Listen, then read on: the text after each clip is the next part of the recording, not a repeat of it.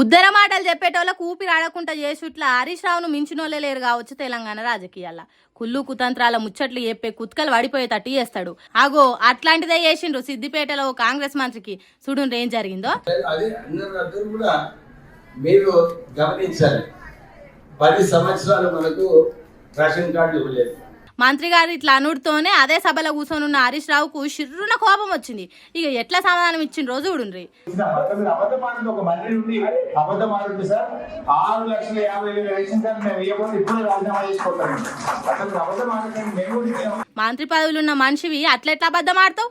6,50,000 ration కార్డులు ఇచ్చినామని అబద్ధమే అయితే ఇప్పుడు రాజీనామా చేసిపోతా అని గట్టిగానే వరకు సభలున్న పబ్లిక్ మొత్తం సప్పట్లు కొట్టిండ్రు.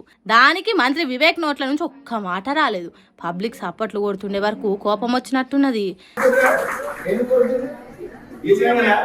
అసలు చనిపోయిన వాళ్ళ రేషన్ కార్డు ఇచ్చింది కానీ కొత్త రేషన్ కార్డు ఇయ్యనే లేదు.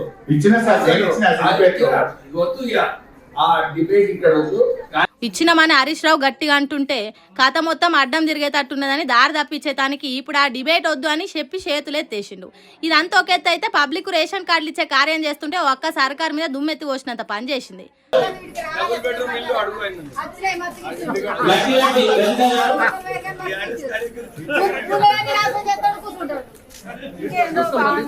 అర్థమైందా? రేషన్ కార్డు ఇచ్చుకుంటే హరీష్ రావు నీకు డబల్ బెడ్రూమ్ ఇచ్చిండో అడుగు అన్నట్టు మంత్రి వివేక్ ఇరుకున పెడదామని చూసిండు. కానీ పబ్లిక్ తెలుసు కదా తెలంగాణలో ఎటువంటి పరిపాలన చేస్తున్నారు అనేది. అందుకే డబల్ బెడ్రూమ్లు మస్తుగా ఇచ్చిండ్రు. మీరు ఉన్నాయని నాశనం చేసి కూర్చుంటారని కోపంగా చెప్పి కాంగ్రెస్ సర్కార్ ఇచ్చే ఆ రేషన్ కార్డు కూడా తీసుకోకుండానే వెళ్ళిపోతున్నది. అంటే చూడుండ్రిగా పబ్లిక్ ఎంతో కోపంతోనే ఉన్నారు. ఇప్పుడు కనుక ఎన్నికలు వస్తే కాంగ్రెస్ సర్కార్ను ఖతం చేసుడు ఖాయమన్నట్టే ఉన్నారు జనం అని అంటుర్రు ఈ వీడియో చూసిన వాళ్ళు. ఈ మంత్రి వివేక్ ఉన్న కాడు ఉండకుండా కూలిచ్చి తిట్టిపించుకున్నట్టు చేసుకున్నాడు అని అవుతున్నారట చాలా మంది వీడియో చూసి. ఏందో ఏమో పరి ఎటు అర్థం కాదు ఇలా కథలు.